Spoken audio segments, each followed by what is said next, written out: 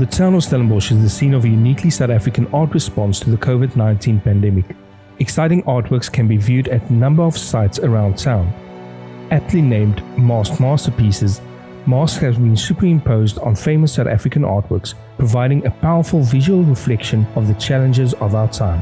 The artists' stories are displayed on plaques alongside the artworks, as well as information about the artworks and how you can make a contribution.